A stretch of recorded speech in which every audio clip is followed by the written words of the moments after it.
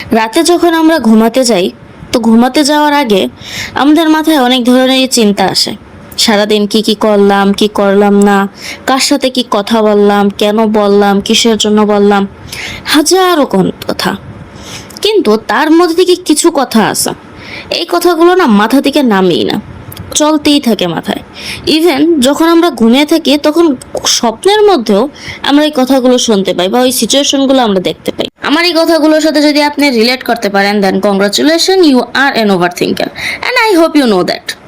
So আজকে আমি এই ভিডিওতে ওভার থিঙ্কিং এবং তাওয়াক্কুল এই দুইটা ইন্টারেস্টিং বিষয়ে কথা বলবো।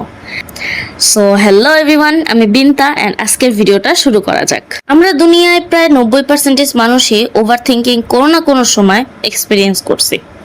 কিন্তু কথা হলো, এই ওভার থিঙ্কিং আসলে কি এবং কেনই বা আমাদের মস্তিষ্ক এমন কিছু কাজ করে যা আমাদেরকে আরো ক্লান্ত করে ফেলে, আমাদের অপ্রোডাক্টিভ করে তোলে। সো চলো এই বিষয়টা একটু গভীরভাবে দেখা যাক।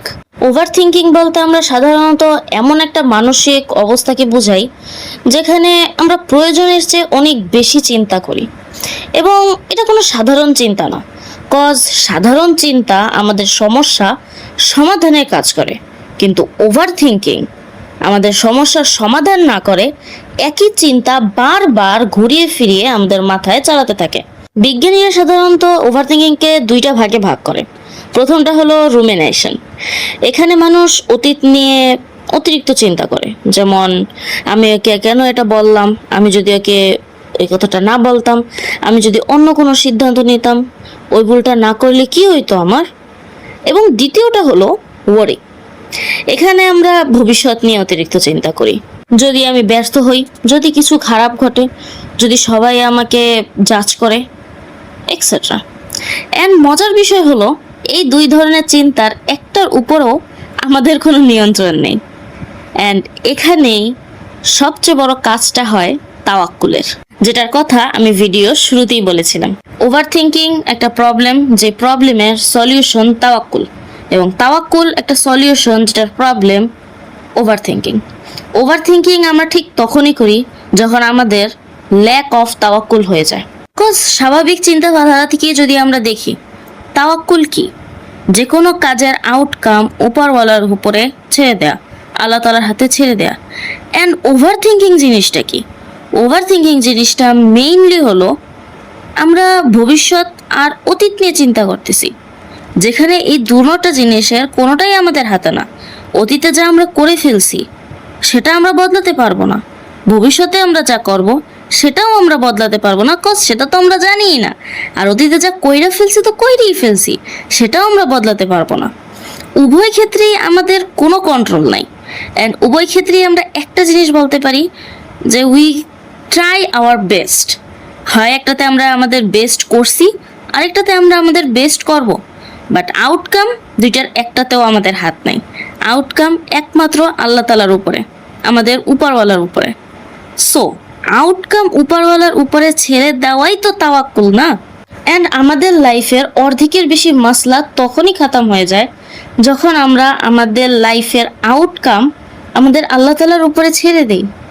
কজ আমরা আমাদের বেস্ট ট্রাই করতে পারি, আমরা আমাদের বেস্ট ট্রাই করে থাকতে পারি, কিন্তু আউটকাম সেটা তো আমাদের হাতে না, সেটা তো আল্লাহ তাআলার হাতে।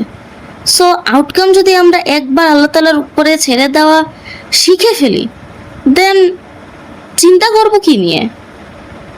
অ্যাকচুয়ালি চিন্তা আমরা করব কি নিয়ে? চিন্তা না, আমি ওভার থিঙ্কিং এর কথা বলতেছি। চিন্তা আর অধিক চিন্তা দুটার মধ্যে পার্থক্য, এটা আমি আগেও বললাম, একটু আগেই বললাম। সো একবার যদি আমরা আউটকাম আল্লাহ তাআলার উপরে ছেড়ে দেওয়া শিখে ফেলি, দেন আমরা টেনশন করব কি নিয়ে? শয়তান আমাদেরকে খোঁচাবেই বা কি নিয়ে? ওকে, তো এবার আমি আবার একটু সায়েন্সের দিকে ফিরে আসি। ওভার থিঙ্কিং এর আরেকটা বড় কারণ হলো অনিশ্চয়তা। আমরা মানুষ, আমরা স্বাভাবিকভাবেই নিশ্চয়তা পছন্দ করি। আমরা জানতে চাই যে কি ঘটবে, কিন্তু বাস্তবতা হলো আমাদের পুরো জীবনটাই অনিশ্চয়তা। আমাদের জীবনে কোনো নিশ্চয়তা নাই। আর যখন আমরা কোনো উত্তর খুঁজে পাই না, ঠিক তখনই আমাদের ব্রেইন বারবার একই বিষয়ে চিন্তা করতে থাকে। এই বিষয়টা হলো এমন যে কম্পিউটার কোনো ফাইল প্রসেস করতে গিয়ে আটকে গেছে এবং একই কাজ বারবার করতেছে। কোনো সমস্যা নিয়ে চিন্তা করা এবং একই সমস্যা নিয়ে বারবার চিন্তা করা, এই দুইটা জিনিস এক না। একটা আমাদেরকে সাহায্য করে এবং আরেকটা আমাদের মানসিক শান্তি নষ্ট করে এবং মানসিক শক্তিও নষ্ট করে। এখন যদি আমি তাওয়াক্কুলের দিকে তাকাই, তাহলে তাওয়াক্কুলও কিন্তু আল্লাহ তাআলা সেম কথাই আমাদেরকে বলছে যে আমাদের লাইফ আল্লাহ তাআলা নিশ্চয় করে বানান নাই। আল্লাহ তাআলা আমাদেরকে পরীক্ষা করেন, আল্লাহ তাআলা আমাদেরকে বিপদে ফেলান, আল্লাহ তাআলা আমাদেরকে এক্সামিন করে যেন আমরা ওই সময় আল্লাহ তাআলার উপর রিলাই করতে পারি এবং আল্লাহ তাআলা দেখতে পারেন যে আমরা তার বান্দারা তার প্রতি কতখানি অনুগত। এটা দেখার জন্যই তো আল্লাহ তাআলা আমাদেরকে সৃষ্টি করছেন। সো এখানেও কিন্তু তাওয়াক্কুলের অনেক বড় একটা ভূমিকা। অ্যাকচুয়ালি এখানে কাজটা কিন্তু তাওয়াক্কুলেরই। এই দুনিয়াতে কোনো কাজের নিশ্চয়তা নাই এবং থাকবেও না। কিভাবে থাকবে? কজ এটা দুনিয়া। অ্যান্ড এই জিনিসটা কিন্তু আমরা সবাই জানি, বাট তারপরও আমরা ওভার থিঙ্ক করি। ওকে, তো এখন আবার আমি একটু গবেষণার দিকে আসি। তো এখন একটা গুরুত্বপূর্ণ প্রশ্ন হলো যে ওভার থিঙ্কিং কি কখনো উপকারী হতে পারে? আশ্চর্য মনে হইল উত্তরটা হবে হ্যাঁ। কিছু কিছু ক্ষেত্রে ওভার থিঙ্ক উপকারী হতে পারে।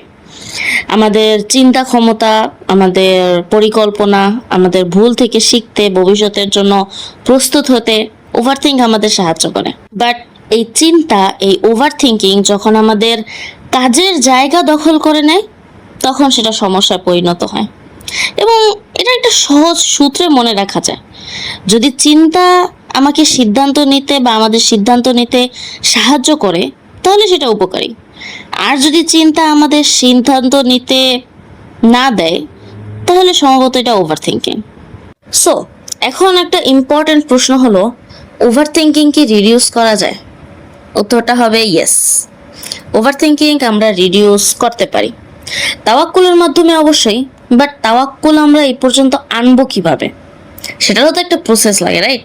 তো এটার কিছু টিপস আছে। টিপস নাম্বার 1, যখন আমরা চিন্তা করতে থাকি তখন নিজেকে ছোট্ট একটা প্রশ্ন করা যে আমি কি এখনো সমস্যার সমাধান করছি নাকি শুধু চিন্তাই করতেছি। এই প্রশ্নটা অনেক স্ট্রং একটা প্রশ্ন। এই প্রশ্নটা আমাদের ব্রেইনকে সচেতন করে ফেলে। টিপস নাম্বার 2, চিন্তাগুলো লিখে ফেলা, যেটার কথা আমি এর আগের ভিডিওগুলোতেও বলছি। জার্নাল করা বা যে কোনো ডায়েরিতে নিজের চিন্তা ভাবনাগুলো লিখে ফেলা, এর মাধ্যমে আমরা একটা ব্লু প্রিন্ট পাই, যার ফলে আমরা আমাদের চিন্তাগুলো দেখতে পারি এবং সেটার উপরে আমরা অ্যাকশন নিতে পারি। Tips number 3, action taking. Over think যদি হয় তাহলে সাথে সাথে ওই ওভার থিঙ্কিং এর উপরে ছোট্ট একটা অ্যাকশন নেওয়া যাক। যেমন আমি ডায়েরি লিখবো। হইতে পারে এই ডায়েরি লেখাটা নিয়েই আমি ওভার থিঙ্ক করতেছি। একটা ডায়েরি নেই বা একটা কাগজ নেই, একটা কলম নেই, যা আসছে ওটার মধ্যে আমি জাস্ট এতটুকুই লিখি যে আমি ডায়েরি লেখা নিয়ে চিন্তা করতেছি।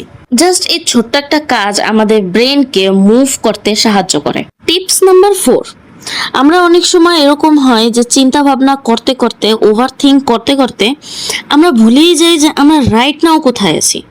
তো তখন আমাদের মাইন্ডকে রাইট নাও, প্রেজেন্টে সক্রিয় করা, সব কিছু বন্ধ করে একটা বড় শ্বাস নিয়ে আশপাশের সব কিছু খেয়াল করা। তো লাস্টলি, ওভার থিঙ্কিং পুরোপুরি দূর করা কোনোভাবেই সম্ভব না। ওভার থিঙ্কিং হবেই, কজ আমরা মানুষ। বাট সাথে তাওয়াক্কুল এবং কিছু ছোটোখাটো টিপসের মাধ্যমে আমরা আমাদের লাইফে শান্তিতে থাকতে পারি। আমাদের লক্ষ্য চিন্তা বন্ধ করা না, আমাদের লক্ষ্য চিন্তার উপর নিয়ন্ত্রণ তৈরি করা এবং সঠিক চিন্তা করা। চিন্তা যেন আমাদের বিভ্রান্ত না করে, যেন আমরা চিন্তাকে ব্যবহার করে, পরিকল্পনা করে সেই পরিকল্পনাকে বাস্তবায়ন করতে পারি। এবং আমাদের জীবনের অনেক গুরুত্বপূর্ণ সিদ্ধান্ত পরিষ্কার মাথা থেকেই আমাদের নিতে হয়, ভয়ের মাথা থেকে নয়। এবং অনেক সময় শান্তি পাওয়ার জন্য সব প্রশ্নের উত্তর জানার দরকার হয় না, শুধু এতটুকু মেনে নেওয়াই যথেষ্ট যে সব কিছুই অনিশ্চিত এবং এটাই জীবনের স্বাভাবিক অংশ।